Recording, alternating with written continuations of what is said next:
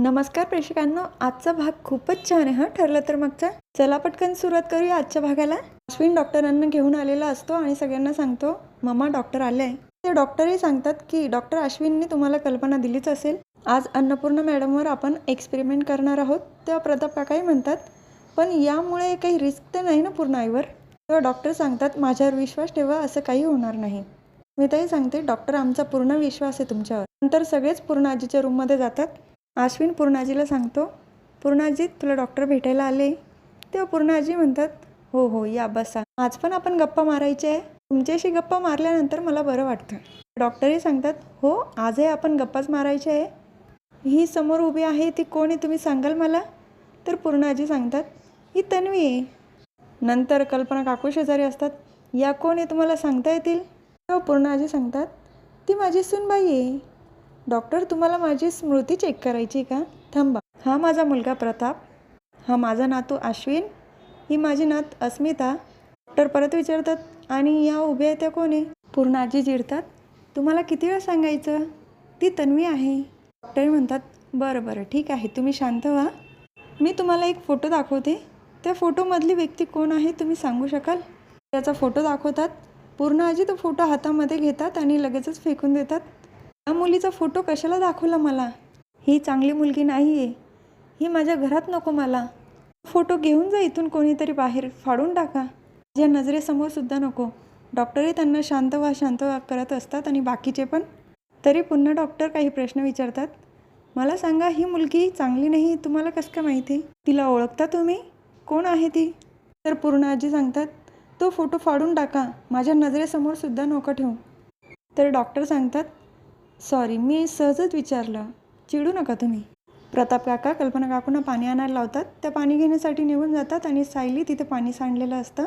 सायली सांगते, पूर्णाजी खाली पाय ठेवू नको हां, विमलताईंना बोलून मी ते पुसून घ्यायला सांगते. त्यानंतर सगळेच बाहेर जातात निघून. तर डॉक्टर सर्वांना सांगतात, आपण जो आज एक्सपेरिमेंट केला तो कामी आला असं म्हणता येईल. पण त्यांच्यामध्ये बरेच इम्प्रूव्हमेंट आले आणि याचा फायदाच होणार आहे अन्नपूर्णा मॅडमला. कल्पना काकूही विचारतात, म्हणजे आता पूर्ण आई पूर्ण बऱ्या होतील? तेव्हा डॉक्टर म्हणतात, कल्पना मॅडम आपण थोडं स्टेप बाय स्टेप जाऊया. तेव्हा त्यांनी प्रियाचा फोटो बघितला. त्यांना लक्षात आलं की ही मुलगी चांगली नाही. पुढे काही दिवसात आपण त्यांना विचारू का या मुलीने नेमकं काय केलं आहे. ही खरी तन्वी नव्हती, अजून तन्वीचा शोध लागलेला नाही. सगळं हळूहळू आपण त्यांना सांगूया. तेव्हा अस्मिता विचारते, म्हणजे पूर्ण आजीला आता सगळं आठवायला लागेल?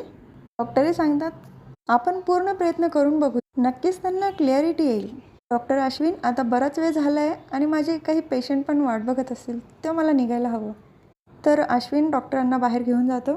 तर अर्जुन आलेला असतो निशिगंधाची फुलं घेऊन. बायको तू आधी खाली बस बरं. सोफ्यावर बसवतो आणि त्यांनी निशिगंधाची फुलं आणलेली तिच्या हातात देतो. अस्मिता सांगते, बघूया आता निशिगंधाच्या फुलाने सायलीला बरं वाटतं की नाही ते. सायली वास घेऊन बघते. तेव्हा तिला खूप छान वाटतं. आई मला बरं वाटते आता, खूप प्रसन्न वाटते मला आणि मळमळत पण नाही आहे. अर्जुन तर उड्याच मारायला लागतो आनंदाच्या भरात. Yes finally. तर सगळेच हसायला लागतात अर्जुनवर. त्याच वेळेला प्रतिमा आत्यांचा फोन येतो. अरे अर्जुन, सायलीला बरं वाटतंय का आता? तेव्हा अर्जुन पण सांगतो, हो प्रतिमा आत्या, तुझा उपाय अगदी रामबाण ठरला हां, तू स्वतःच बोल ना तिच्याशी. तर सायलीकडे फोन देतो. सायली, बरं वाटते ना तुला आता? तेव्हा सायली सांगते, हो प्रतिमा आत्या, मला आता खूप प्रसन्न वाटतंय आणि कसला त्रासही होत नाही. पण प्रतिमा आत्या, तुम्हाला ज्या गोष्टीने फरक पडायचा त्याच गोष्टीने मला कसा पडू शकतो? तेव्हा प्रतिमा आत्या सांगतात, अगं त्यात वेगळं काय आहे, आपली नाळ कुठेतरी जोडलेली आहेच. जी हौस मला तन्वीबरोबर नाही करता आली ती आता तुझ्याबरोबर असून पूर्ण करता येईल ना मला, म्हणूनच हा योगायोग घडला असेल. तेव्हा सायली पण मनात विचार करते, खरंच हा योगायोग असेल का दुसरं काही? तर प्रतिमा आत्या सांगतात, अर्जुन सायली, मला तुमचं अभिनंदन करायला घरी यायचं आहे. अर्जुन सांगतो, आत्ता लगेच ये मग. नंतर फोन ठेवतात. तर कल्पना काकू सायलीला आराम करण्यासाठी रूममध्ये पाठवतात. तर सायली रूममध्ये बसलेली असते आणि तिला सगळ्या भूतकाळातल्या आठवणी आठवत असतात. तिचं डोकं इतकं दुखायला लागतं की ती बाम लावण्यासाठी जाते. कपाटामध्ये बाम शोधते, पण तिला समोर फोटो दिसतात. ते फोटो काढून परत ती बघायला लागते. या फोटोतल्या तन्वीला बघितल्यानंतर मला का असं वाटत असेल, आमच्या दोघींचा काहीतरी संबंध आहे. जी मुलगी मला दिसते, मला जिचा भास होतो, ती तन्वीच असेल का?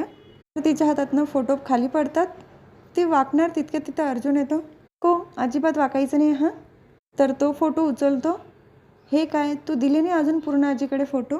सायली सांगते, अहो मी जर पूर्ण आजींना हे फोटो नेऊन दिले असते, त्यांनी मला विचारलं असतं ना, तू माझ्याकडे का देते, तुझ्याकडेच ठेव तुझे फोटो.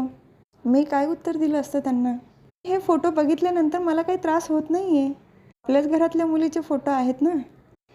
ती प्लीज म्हणून हसून सांगत असते अर्जुनला. तेव्हा अर्जुन पण फोटो ठेवण्यासाठी तयार होतो. बायको तेवढी छान स्माईल देऊन जर विचारते तर मी नाही म्हणू शकतो का? बरं ठेव तुझ्याकडेच. आणि हो, थोडं डोकं दुखतं माझं, बाम लावते आणि झोपते. अर्जुन सांगतो, आधी सांगायचं ना. स्वतःच बाम काढून आणतो आणि सायलीला लावून देतो. बरं वाटतं बायको आता? सायली सांगते, खूप छान वाटतंय. तरच सकाळी प्रतिमा आत्या आणि रविराज काका घरी आलेले असतात पेढे घेऊन. अरे अभिनंदन प्रताप, मग सर्वांचं अभिनंदन, आजी बाबा झालात तुम्ही.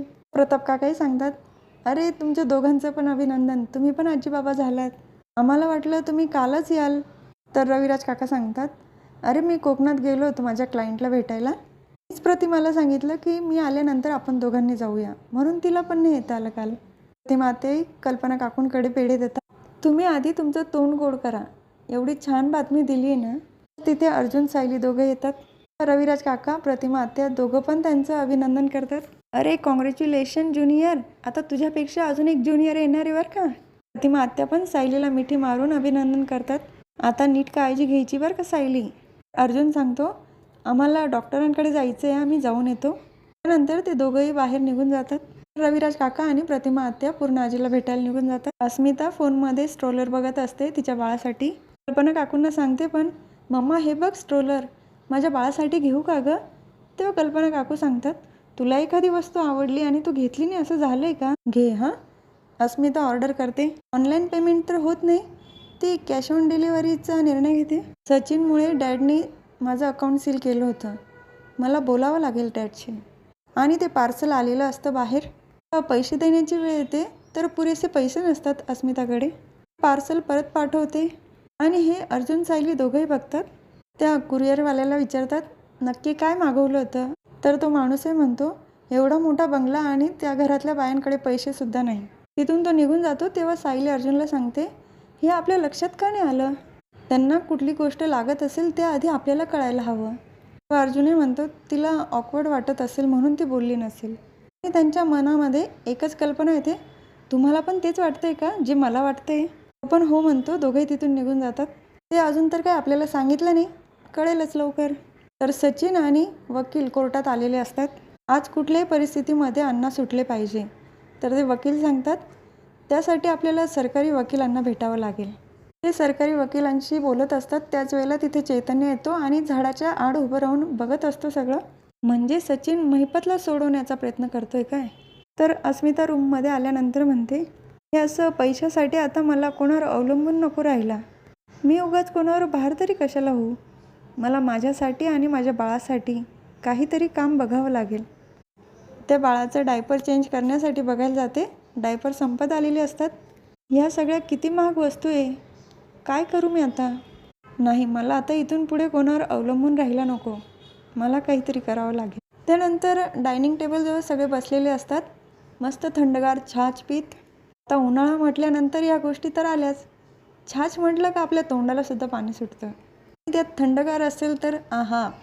सगळ्यांच्या छान गप्पा चालू असतात. आणि पूर्ण आजी जेव्हा तन्वी लहान असते तेव्हाच्या गप्पा मारत असतात. सायलीला लॉकेटबद्दल विचारतात, लहानपणापासून तुझ्या गळ्यातच होतं, का नाही घातलं तू? तेव्हा कल्पना काकूही सांगतात, त्याची कडी तुटली होती म्हणून सायलीने माझ्याकडे काढून दिलं, मी आणली बसून, देते मी तिला. तर विमलला लॉकेट आणायला लावतात. पूर्ण आजी जेव्हा अर्जुनला लॉकेट घातलं तेव्हाचा किस्सा सांगत असतात. आणि सायली डोळे बंद करून ते सगळं फील करत असते. म्हणजे ती अगदी लहानपणामध्ये घुसलेली असते. तेव्हा जे काही घडलं ते सगळं तिला आठवत असतं. पूर्ण आजी बोलत असतानाच मध्येच सायली बोलते, अर्जुनला औक्षणसुद्धा म्हणता येत नव्हतं. सगळे त्याची मस्करी करत होते. पण हे सगळं बघून मला खूप गंमत वाटत होती.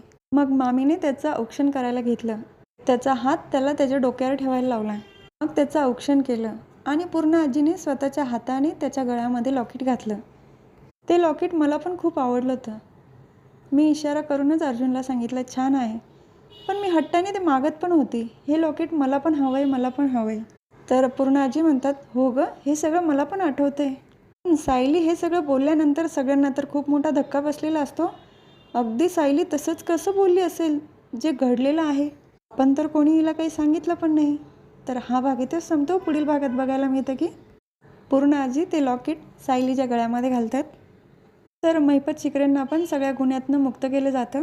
अर्जुनने घरात सांगितल्यानंतर सगळ्यांनाच धक्का बसतो. अर्जुनही म्हणतो, आता महिपत बाहेर निघाल्यानंतर काय करेल याचा अंदाज नाही.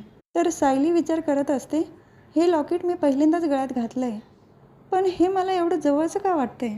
तर हा भाग इथेच संपतो. तर पुन्हा भेटूया ठरलं तर मागच्या पुढच्या व्हिडिओमध्ये. तोपर्यंत माझ्या व्हिडिओला लाईक, शेअर, सबस्क्राईब करा. बेल आयकॉन दाबायला विसरू नका. धन्यवाद.